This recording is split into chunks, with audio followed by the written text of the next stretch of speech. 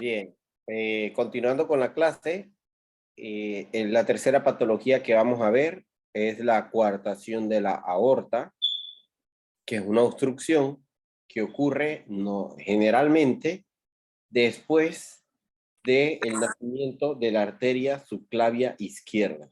¿Okay? Una vez que nace la arteria subclavia izquierda, a veces inmediatamente posterior al nacimiento, a veces justo a nivel donde está la subclavia izquierda, viene a ocurrir pues esta obstrucción, que también va a sobrecargar la presión sobre el ventrículo izquierdo. Recuerden que cuando era aorta, las lesiones se centraban aquí, producían hipertrofia ventricular izquierda. En este caso, la obstrucción sigue siendo de la aorta, pero comprometiendo el flujo que va hacia los órganos del tórax y las extremidades, abdomen extremidades inferiores, porque como ustedes ven, el flujo que va hacia la cabeza y hacia los brazos se mantiene. ¿Pero qué? ¿A costa de qué? Aquí esta región va a tener una presión elevada, entonces pueden tener una afección de, de las arterias que están a nivel del polígono de Willis, y entonces esta es la complicación, una de las complicaciones que puede tener estos pacientes. Aparece también entre el 8 a 10% de las cardiopatías congénitas, predominantemente en el sexo masculino, pero 2 o 3 de cada 10 pacientes con síndrome de Turner, que por su definición solo afecta a mujeres, puede tener una coartación asociada. Entonces, siempre que tengamos un síndrome de Turner, hay que descartar la posibilidad de que la paciente tenga una coartación de aorta. Entonces, esto es lo que vimos, la aorta ascendente, el callado o el arco de la aorta, y luego viene la aorta descendente, y aquí está la zona de coartación. La clasificación del tipo de coartación viene dado en base a la posición con el conducto arterioso. Por ejemplo, ustedes observan aquí el número 1 está representado por la aorta ascendente, el número 2 el tronco de la arteria pulmonar, y el número 3 es el conducto arterioso. Hay una clasificación que habla de que cuando la obstrucción o el sitio de estrechez está en relación con el conducto arterioso, se va a encontrar o se va a clasificar como si fuese una cortación de aorta yuxtaductal. Yuxta porque está justo al mismo nivel de el conducto arterioso. Cuando la coartación está antes del conducto arterioso, o sea, como estaría representada por la B, entonces estamos hablando de una coartación de aorta preductal. Y si ustedes ven, la sangre viene por aquí, no puede pasar de manera adecuada porque aquí está la obstrucción y entonces el flujo sanguíneo hacia abajo va a estar o va a depender del conducto arterioso en este caso. Por ende, estos pacientes también van a requerir la administración de prostaglandina. Esto es lo que vemos en los pacientes con o los recién nacidos. Cuando la coartación se produce o se da posterior al nacimiento del conducto arterioso, entonces es lo que se conoce como coartación de aorta postductal. Y esta, en conjunto con esta, es la que vemos en los pacientes pediátricos o en los adolescentes y a veces en algunos pacientes adultos. Entonces, cuando hay síntomas o cuando los lactantes tienen síntomas, pues durante las primeras o primer mes y medio el paciente puede tener rechazo a la alimentación. Cuando hay una obstrucción severa pueden tener disnea o signo de falla cardíaca. A la exploración física puede haber todas estas cosas, sí, pero lo primordial es pulsos periféricos débiles, sobre todo los pulsos de las extremidades inferiores. Entonces, casi siempre en cardiología pediátrica, acostúmbrense cuando tengan un paciente que tenga la sospecha de que es una cardiopatía, además de ocultar y buscar el soplo y demás, palpar los pulsos, sobre todo de la ingle, donde podemos palpar el pulso femoral, o en dado caso con el pulso pedio a nivel del dorso del pie. Los pulsos deben tener una intensidad, pues deberían ser fáciles de palpar si a nivel radial y braquial los palpamos. Pero si vemos que a nivel de las radiales o de los braquiales palpamos de manera adecuada, pero en la parte de abajo no lo palpamos, entonces tenemos que sospechar que puede haber alguna obstrucción. Entonces, esta es una radiografía de un paciente con una cardiomegalia importante, producto de que hay una obstrucción severa. Observen, esto es un catéter central, aquí llegando al atrio derecho. Entonces, los pacientes cuando generalmente tienen una coartación y son recién nacidos, pues van a tener mucha sintomatología y van a requerir la administración de prostaglandina. En el electrocardiograma, pues es muy difícil discernir porque el paciente puede tener crecimiento de las cavidades izquierdas como crecimiento de cavidades derechas, porque como tiene una obstrucción severa antes del conducto arterioso, entonces el ventrículo derecho es el que tiene que mandar sangre hacia la aorta descendente. Entonces, esto es una imagen de ecocardiograma. Observen aquí cómo está la aorta ascendente, cómo se ve el arco, el callado, se ve estrecho, disminuido de tamaño, y aquí hay una zona, ven aquí está emergiendo la subclavia, y justo debajo de la emergencia de la arteria subclavia izquierda hay una zona de estrechez. Esta es la zona de coartación. Este paciente tiene una coartación de aorta con hipoplasia de arco aórtico. Normalmente cuando se hacen en la etapa neonatal, pues deben requerir una cirugía. El tratamiento médico cuando el paciente tiene un recién nacido sintomático, un recién nacido sintomático, infunción de prostaglandina para mantener permeable el conducto y que el conducto tenga un buen flujo hacia las extremidades inferiores. Inotrópicos se puede utilizar, diuréticos, oxígeno para estabilizar al paciente, y en ocasiones lo que se hace es una angioplastía con balón para mejorar esa condición clínica de los pacientes, abrir la zona de estrechez que mejore la condición, pero para después llevarlo a una reparación quirúrgica, como se ve cuando son pequeñitos. Si el paciente desarrolla una falla cardíaca importante, se debe realizar una cirugía de manera urgente. Entonces, la gran mayoría de las veces, algunos pacientes pueden tener una comunicación interventricular asociada, y lo que se hace es que se repara la zona de coartación y se hace un bandaje pulmonar para cerrar la CIB más adelante, o en algunos centros ya lo que hacen es que se repara la coartación y se repara la CIB en un mismo tiempo. Eso va a depender de la expertise de cada centro. Cuando hay una obstrucción como se ve acá, esto es lo que se hacía antes. Este tipo de cirugía sí se sigue haciendo, resección del segmento coartado, es decir, se quita la zona de coartación y se hace una anastomosis término-terminal. Se hacía así, pero había un alto riesgo de recuartación. Entonces ahora lo que hacen es que en lugar de hacer un corte recto, se hace un corte tipo biselado, como si fuera una S aquí, para que las suturas no tengan, o cuando se aprietan las suturas, no se genere esa obstrucción. Cuando son lactantes y niños un poco más grandes, el paciente puede tener debilidad o dolor en las piernas tras el esfuerzo físico. Los pulsos, otra vez como le mencioné, pueden ser débiles o ausentes en las extremidades inferiores.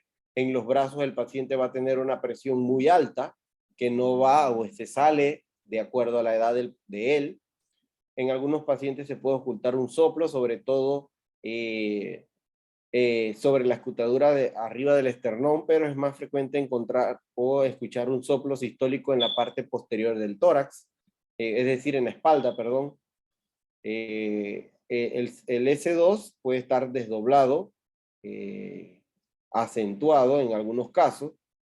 Puede haber un chasquido de eyección si hay asociada una aorta bivalva, que también es una asociación importante de una coartación con aorta bivalva, también hay que descartarla, y los soplos van de diferentes grados en los pacientes. En el electrocardiograma es poco lo que se puede apreciar en verdad, y cuando son pacientes adultos, esto es lo que hay que ver, adultos o niños mayores de 7 años. Observen aquí que las costillas se ven como si estuvieran rumiadas, como si estuvieran aquí erosionadas, se ven aquí en la parte de abajo, y eso tiene una razón. Si la sangre no puede bajar, entonces empiezan a crecer colaterales. Es decir, colaterales son vasos que salen desde la aorta y van a pasar desde ramas de la aorta y van a llegar entonces a la región que está por debajo de la obstrucción para darle flujo. Y esto ocurre también que el paquete vascular de las costillas, ustedes saben que pasa justo en la porción inferior, por eso es que cuando hacen punciones debe ser en la parte de arriba de las costillas, porque por la parte de abajo pasa el paquete vascular. Cuando estos paquetes vascular se van hinchando, se van hipertrofiando, pueden provocar erosión en los arcos costales, y esto es lo que se conoce como el signo de Rosler, que habla de que hay una coartación de aorta severa que ha provocado el crecimiento de colaterales y ha erosionado las costillas. Entonces esto es un signo indirecto de que hay una coartación. Esto puede verse en los pacientes ya escolares grandes, hablando de 7, 8 años en adelante. Entonces, la historia natural es que puede haber una insuficiencia del ventrículo izquierdo y el paciente cae en una falla izquierda severa. Puede haber una rotura de la aorta por la presión que hay en la aorta ascendente. Puede haber hemorragia intracerebral, una encefalopatía hipertensiva, ¿sí? Por lo que les mencioné. Como les mencioné también, la válvula aórtica bicúspide es lo que puede encontrarse en algunos pacientes como de manera asociada. Y en la parte, el tratamiento cuando es no quirúrgico, cuando son leves solo debe vigilarse y buscar o medir siempre la presión arterial en cada cita. Se puede utilizar la angioplastía con balón. Lo ideal es, si ya el paciente tiene un peso adecuado más allá de 20 kilos, colocar un stent que se puede expandir. Hay stent descubiertos para abrir. Ahí un tiempo se estuvo utilizando el stent metálico absorbible cuando eran neonatos, pero el stent no tenía el tiempo o no mantenía la obstrucción por un tiempo prolongado, y pues se dejó de usar o de utilizar. Entonces esto es lo que generalmente se hace cuando hay una coartación de manera por intervención. Observen allí cómo está la obstrucción a este nivel. Este es un catéter Pictel que está a nivel de la aorta. Se puede meter un balón y se hace una dilatación, y vean cómo se gana lumen. Pero esto lo hacemos en los pacientes pequeños, como para mejorar la condición clínica, sobre todo los que están fallosos, con mucha falla importante, y después van a una cirugía. Esto es como para ganar un poco de tiempo. Y cuando posteriormente, ¿por qué? Porque esta parte, como tiene un tejido duro importante, puede volver a cerrarse. Esto es lo que generalmente utilizamos, un stent. El stent, esta malla de metal, va metido o sobre un balón. Ese balón se planta a nivel de la zona de obstrucción. Desde afuera ese balón se abre, el stent se expande, y posteriormente ya podemos retirar el balón y el catéter guía, y ya queda la malla en la zona de estrechez. Y esto sí nos ayuda mucho, porque al haber una malla de metal allí, impide que la zona se vuelva a reestenosar. En la parte del tratamiento quirúrgico, esto es lo que les mencionaba. Normalmente esto es lo que se hace, la resección con anastomosis término terminal, pero pues ya no tan con cortes rectos, sino que con un corte biselado. Cuando la resección es tan importante, pues el cirujano a veces puede poner un tubo de Dacron para que sea parte de la aorta, para que mejore el flujo a esa zona. Y esta, que como que colocar un parche para ampliar esa zona, es técnica que se usa, pero pues cada vez menos.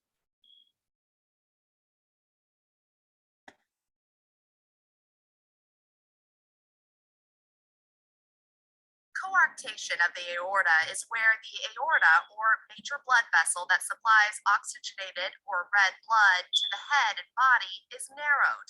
There are several surgical repairs for coarctation of the aorta, one of which is called an end-to-end anastomosis, where the narrowed segment of the aorta is cut out and the ends are reconnected. Another technique is the subclavian flap repair, where the left subclavian artery is cut open, turned down, and sewn into the area of narrowing to enlarge the aorta.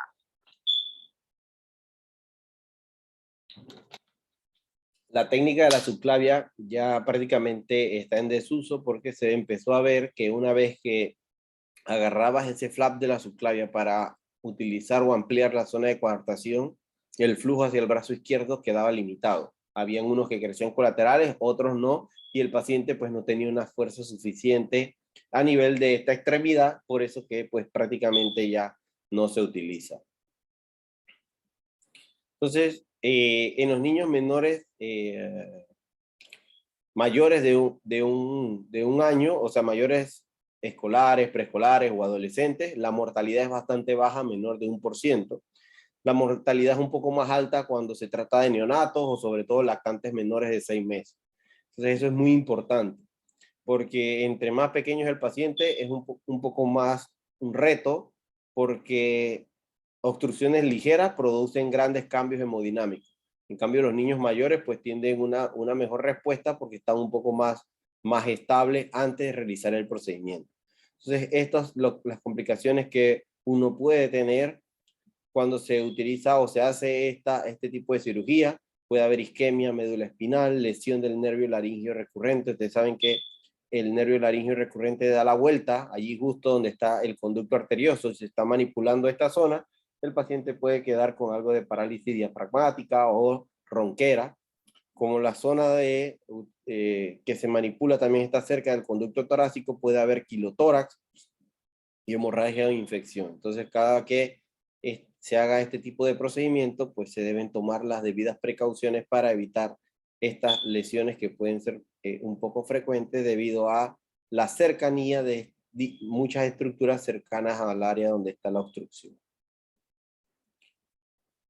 Y el último que vamos a hablar es la introducción del arco aórtico. ¿Sí? Aquí vemos el arco aórtico normal.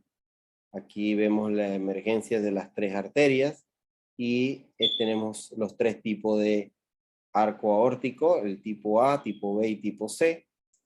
En el tipo A hay una obstrucción que se va a producir entre la subclavia izquierda y la aorta descendente. El tipo B es la que se va a encontrar a nivel de la arteria carótida común izquierda y la arteria subclavia izquierda. Y el tipo C es aquella donde se va a originar entre el tronco brachiocefálico y la carótida común izquierda. Esta zona, como ustedes ven, también va el paciente en la parte inferior, va a necesitar de la utilización de prostaglandina porque el conducto arterioso es la que le va a dar el flujo hacia la parte inferior. Entonces, el ventrículo derecho tiene una presión elevada porque necesita enviar sangre tanto a los pulmones como a través del conducto arterioso a la circulación sistémica. El ventrículo izquierdo va a enviar sangre entonces a los brazos, a la cabeza, y va a mantener perfundida el mismo corazón y la región superior del organismo. Cuando esto ocurre, si ustedes notan, en las extremidades superiores van a tener una saturación adecuada, es decir, van a tener una saturación buena en los miembros superiores, pero van a tener una saturación baja a nivel de los miembros inferiores. Y así, si tenemos esta sería la tipo A, pero si tuviésemos una tipo B, entonces desde la aorta descendente va a emerger la arteria subclavia izquierda y de allí va a tener una saturación baja porque la sangre que está saliendo desde el ventrículo derecho viene desde la arteria pulmonar hacia el brazo izquierdo. Entonces, en ninguno de los casos, si es un tipo C igual, la saturación va a estar baja en el miembro superior izquierdo y en las extremidades inferiores, pero no a nivel del miembro superior derecho. O sea, ninguno de estos casos puede provocar que haya una desaturación en todas las extremidades. Siempre cuando es tipo C, en las extremidades inferiores, y cuando es tipo B o A, extremidades inferiores y miembro superior izquierdo. ¿Cuál es la importancia de esto? Que pues estos pacientes también se diagnostican en la etapa neonatal cuando el paciente es recién nacido. ¿Por qué? Porque ahí está el conducto arterioso y cuando empieza a haber un cierre espontáneo del mismo, el paciente muestra signos importantes de hipoperfusión periférica. pueden entrar en falla renal porque ya no le está llegando suficiente flujo a los riñones y a otros órganos. Pueden tener también enterocolitis, pueden tener también afección de todo lo que es el mesenterio porque no llega a suficiente flujo sanguíneo. Entonces, es un cuadro muy aparatoso. Afortunadamente, es una cardiopatía congénita en la cual la aparición es menor al 1% de todas las cardiopatías congénitas, porque pues es bastante, y para corregirla es como si fuese una coartación de aorta, se reseca el conducto y se trata de unir esta zona al callado de la aorta, como se hizo en la zona de coartación. Lo importante es que cuando se haga el diagnóstico, el paciente debe entrar o estar en las mejores condiciones posibles, porque si es una situación donde llega en datos de falla cardíaca, infectado, con lactato alto, pues el desenlace no puede ser quizás no sea el mejor. Entonces, la prevalencia, bueno, es la forma como extrema de la coartación de aorta, por decirlo así. El callado aórtico se vuelve estrecho y hay una falta, un segmento que no va a estar presente. Y como les dije, afecta el 1 o menor del 1% de todos los recién nacidos que tienen alguna cardiopatía crítica. Todas estas patologías que uno ve en el neonato que puede afectar de manera crítica, se empezaron a diagnosticar cada vez más porque empezamos a hacer en la mayoría de los hospitales públicos el llamado tamizaje cardíaco, eso que vimos en la segunda clase de semiología. ¿Por qué?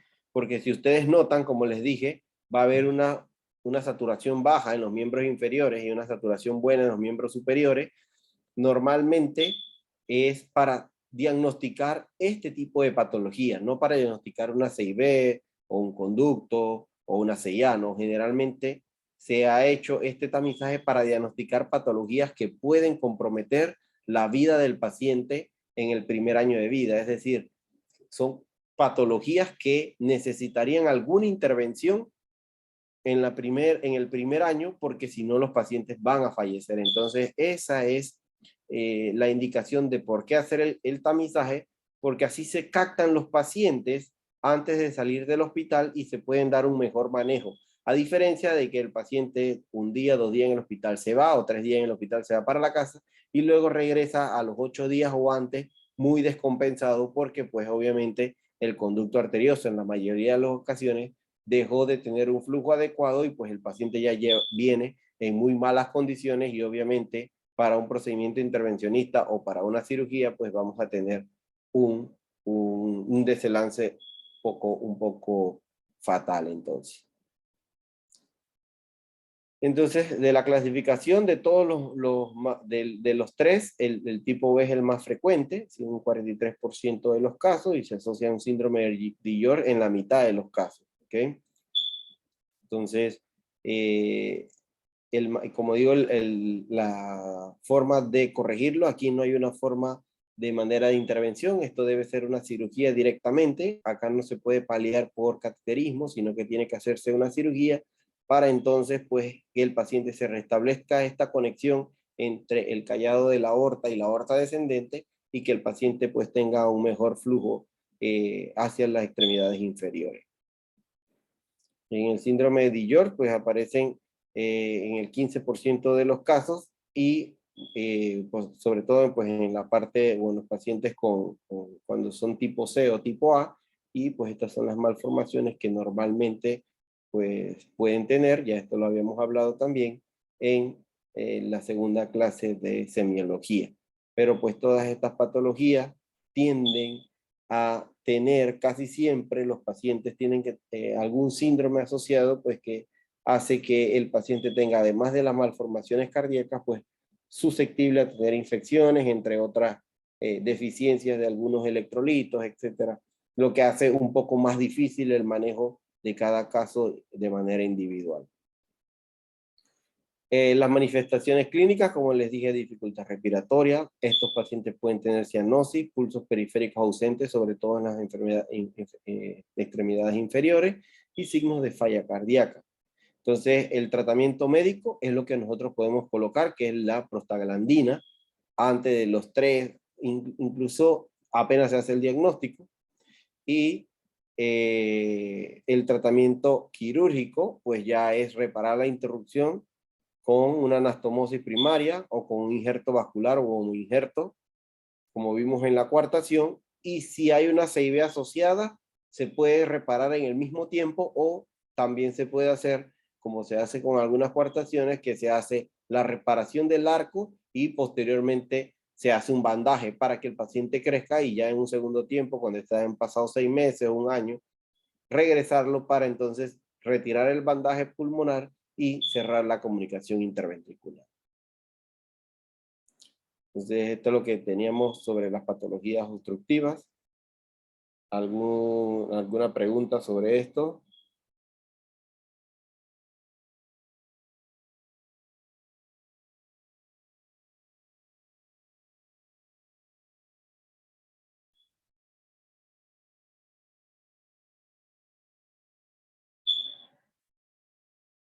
Sí, doctor, una preguntita, solo para confirmar. En la primera patología, cuando habla de gradiente, es el grado de obstrucción que tiene ya sea la válvula o el Sí, área. la palabra gradiente quiere decir diferencia de presiones. ¿Ok?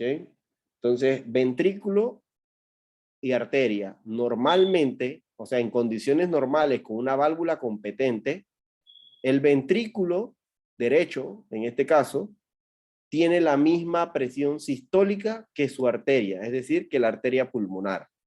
¿Ok? Pero cuando hay un gradiente, es que hay una obstrucción a la salida del flujo desde el ventrículo derecho. Entonces, cuando yo hablo de gradiente, hay un gradiente de 10 entre el ventrículo derecho y la arteria pulmonar. ¿Eso qué quiere decir? Que el ventrículo derecho tiene 10 milímetros de mercurio más que la arteria pulmonar. Que ese gradiente de 10 se está quedando a nivel de la válvula.